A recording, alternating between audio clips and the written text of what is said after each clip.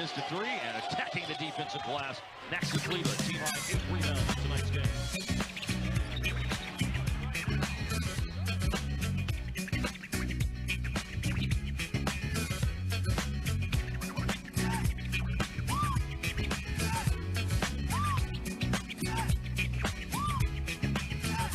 Oh, yeah, you know what time it is. Kendrick, shout out to you wherever you at. This is for you, baby.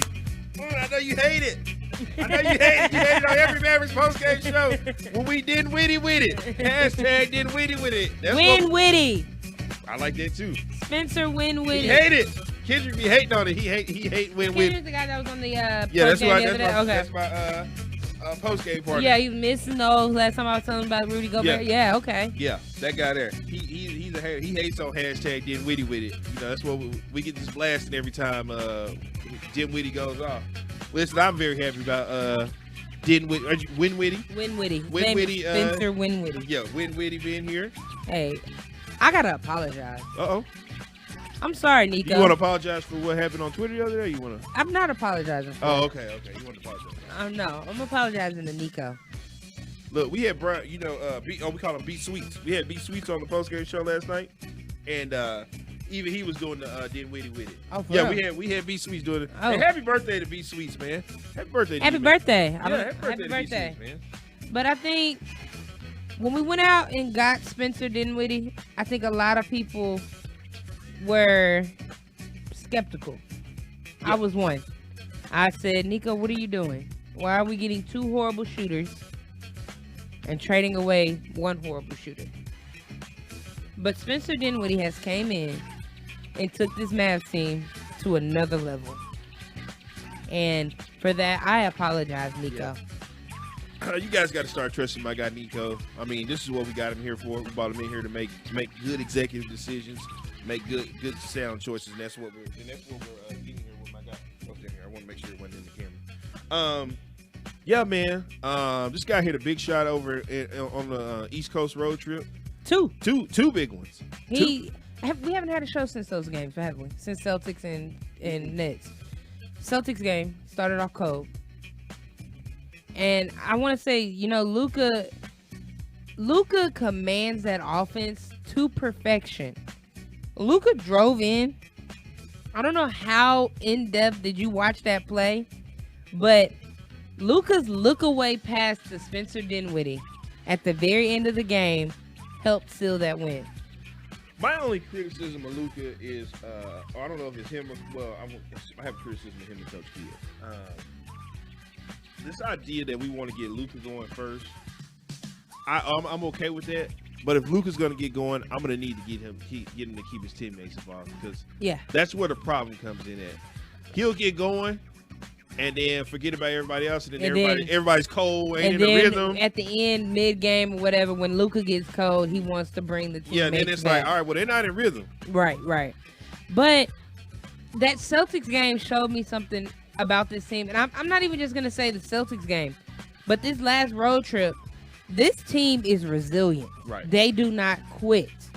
Even when Luka has bad off shooting games and his shot is not falling, you have several players that can back him up, i.e. Spencer Dinwiddie, Jalen Brunson, even Dodo. Mm-hmm. Those players are playing like a team that wants to win something. Right. I mean, Dinwiddie hit that game winner in Boston, game winner in Brooklyn. Then you come back home to we played the Rockets or whatever. Okay. That was good. Yeah, and then he had a good game then. Then Minnesota, that game. Listen, Minnesota was more of a dogfight. Okay, I liked the Minnesota game. I don't like Pat Beverly, man. I want to fight Pat Beverly. He's not a nice guy. I mean, we had a run in the locker room a couple years ago. I don't like him. What don't you like about it? I mean, I love him on the Mavericks. I mean, yeah, I would take a knucklehead like him on the Mavericks, but he's a pest. He doesn't go away. He's like one of those flies, fruit flies that you try to swat at. He never goes away, and he'll get in your head with the quickness. And I fully believe the game tomorrow, Luka's going to go off. Well, okay, so Luka looked freaking bone dead tired in the other game against Minnesota. Yeah, the other game, like it was like man, if it wasn't for Dinwiddie, I don't even know how he would have made it. He was hanging by a thread that and game. Jalen Brunson. Yeah, JB. Jalen Brunson. Jalen Brunson's coming along. He's starting to get back in his groove and his rhythm.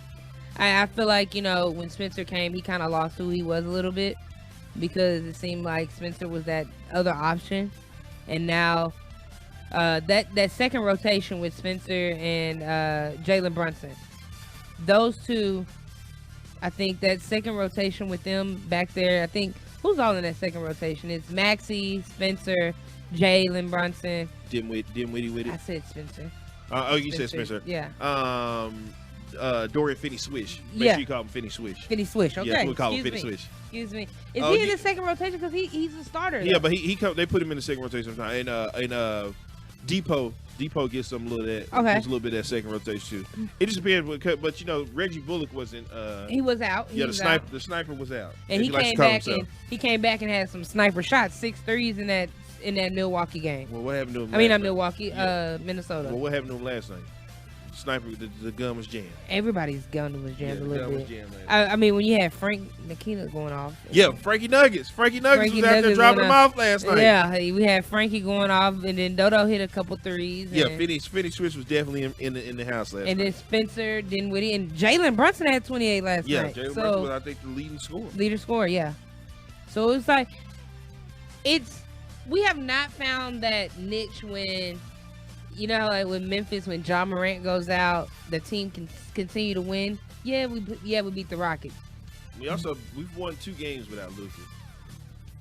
Okay. We beat the Kings without Luka too. The Kings. Doesn't matter. Hey, the Kings are taking people to the wire. So I'm saying it could be any. You beat who they put in front of you. You correct. And they came back from being down 21. Yeah. So when I say this team is resilient, if Luka is off one night, you can count on these other players. Right. But how far can that take us? Because we've seen when Luka gets off, that body language can transfer to everybody else on the team as well. Here's what I don't understand. Maybe teams will start doing the playoffs. But if Luka was on my team, I would foul him so much in the fourth quarter and send him to the free throw line just to frustrate him and get him out of his game. Because he hates that free throw line. He hates it, but he's gotten so much better at it. He's gotten better at it, but if he goes to the free throw line and misses 2, he in his own head. Mm-hmm. I would mess with him so bad. I would foul him I'd be like, foul him. Just foul him. I don't want no team to do that. I would. It depends. It depends. Like, I'm not saying I would do it every time, but I would at least foul him to get in his head a little bit. We're tied for the 4th seed right now. And you think that we're going to get to the 3rd seed? Hey, all right, guys. I made a bold prediction in saying that we can get to the 3rd seed. I did not look at the standings before I said this, but I don't think you can catch it. Well, I don't think we can catch it either because Memphis continues to win without Ja Morant. I swore up and down that they were going to lose yesterday. They played Minnesota. Karl Anthony Towns, my guy, you can't flex on them and tell them they too small and then you blow a lead like that. You can't do that. And I was rooting for you last night simply because it would have been 1 game closer to the 3rd seed. So if we stay in this 5th seed right now, Utah versus Mavs.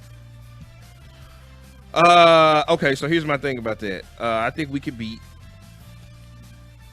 I think we can beat Utah. I just think we can beat them. See, here's the thing about the Mavericks, or what concerns me. If they get past the next round you're gonna play Phoenix, and we know the Mavericks record with the Phoenix Suns. What? No, it's not even Phoenix Suns. We know the Mavericks record against Devin Booker. But this season, we've played Phoenix 3 times, and we've taken them down to the wire each game. 2 of them without Luka. Remember that road trip we did back to back? Well. Look who it is. Well, no, we can make him wait. I guess he thinks he's supposed to get some type of big entrance because he works over there at 1310 the ticket now, doing some front running over there for those guys. But then he'll wait just a second here. we're talking basketball, and nothing he knows anything about anyway. We'll get to him in a second. I'll deal with him in a second. But yeah, that's just the only my only concern with the Mavericks. If they get to the next round, they're going to play Phoenix. Chris Paul will be back then. So Chris Paul was back. Chris Paul's not the problem for the Mavericks. Devin Booker is the person who, even when the Phoenix Suns were a terrible team, this guy would always pull out a win against the Dallas I don't Mavericks. even think it's maybe Devin Booker though. He's the only person. DeAndre Ayton. We have no rim protection. And I tweeted that the other day, and people went crazy. Well, the thing is that in the playoffs, you're not going to see a lot of 7-footers. Right. So the small ball, the most teams are going to go small anyway in the playoffs. And Devin Booker's not going to be cold every night. So. Well, I mean, he's the one who tears Mavericks up every. I know. So, I'm just saying. So we got to find a way to get him out of the way. If we can get him out of the way, then we can do something. But other than that, I just want to win a playoff series this year. I didn't want to put that type of pressure on Coach Kidd and them this year. First off, I was okay if they didn't make the playoffs.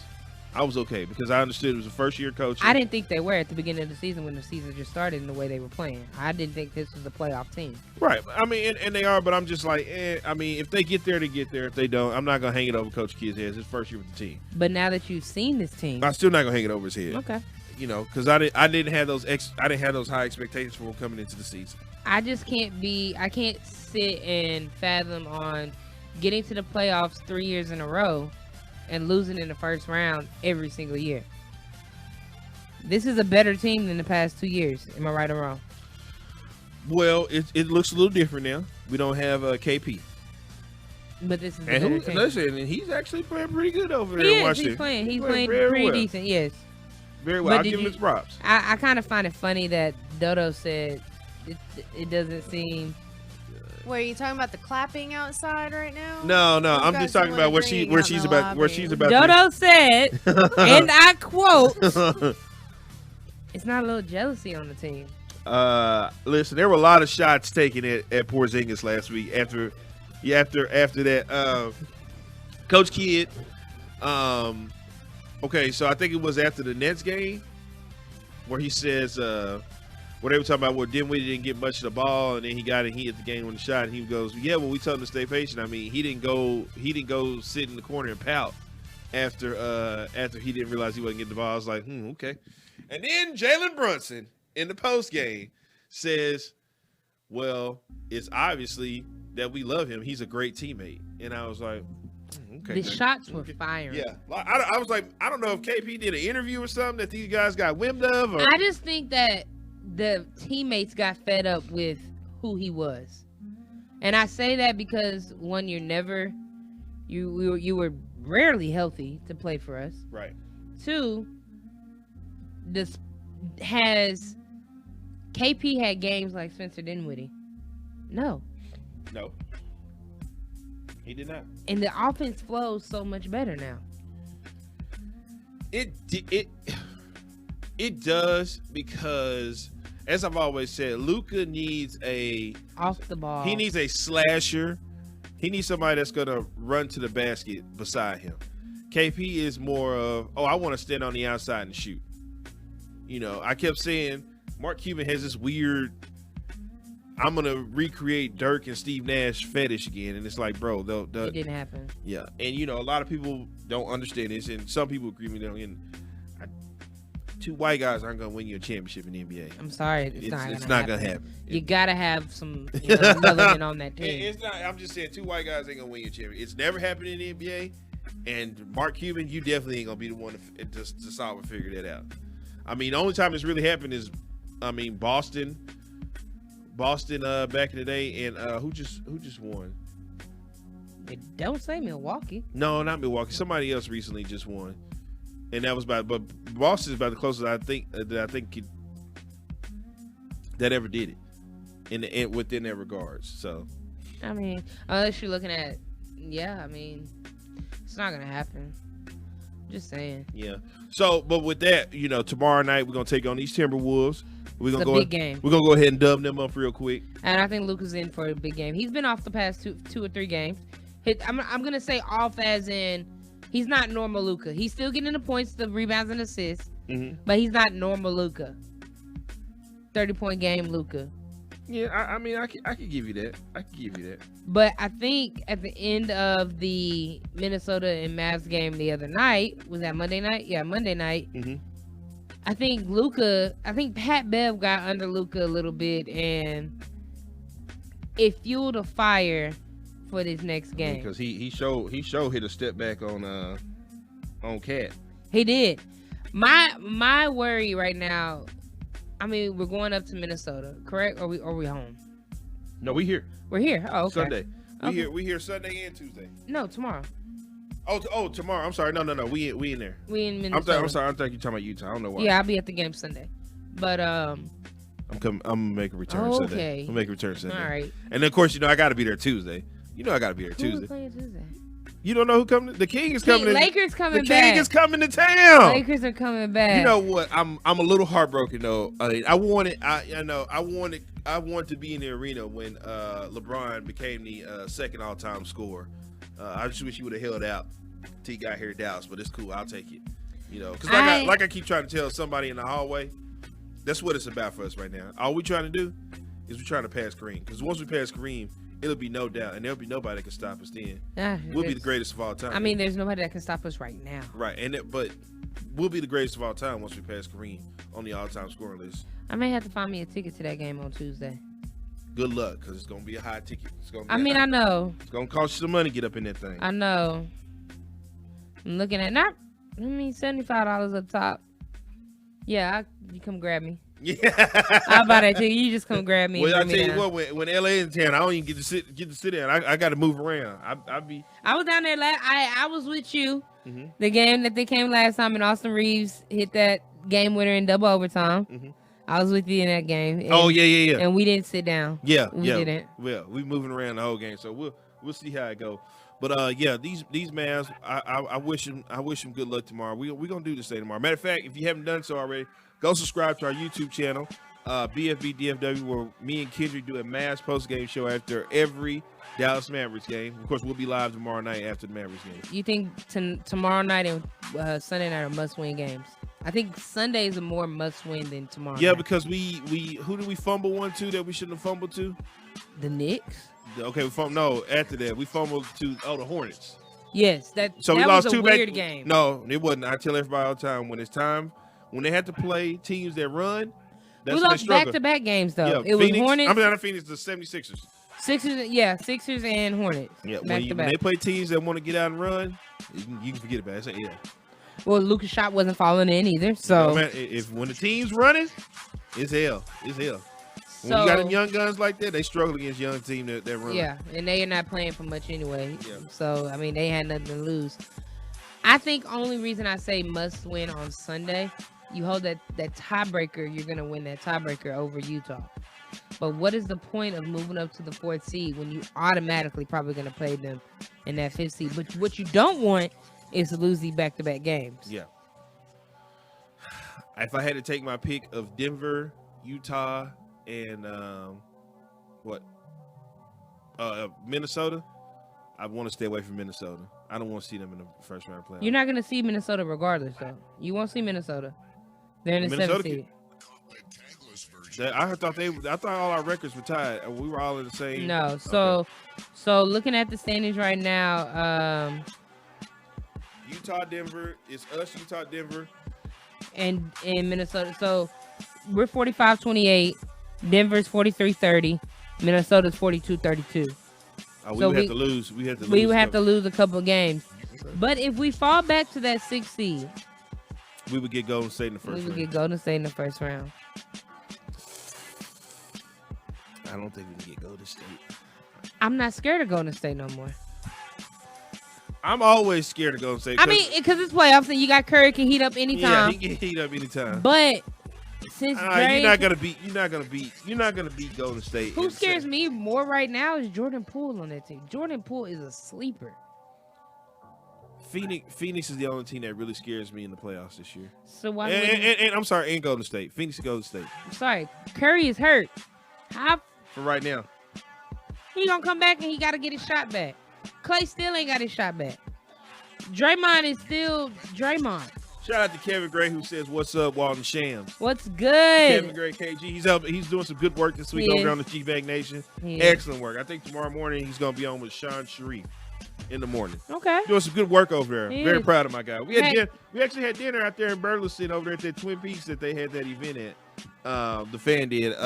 EA probably won't know about that because because he works for 1310. Yeah, right? 1310. Hey, Kev, can you go tell Stephen Jones to kick rocks for me?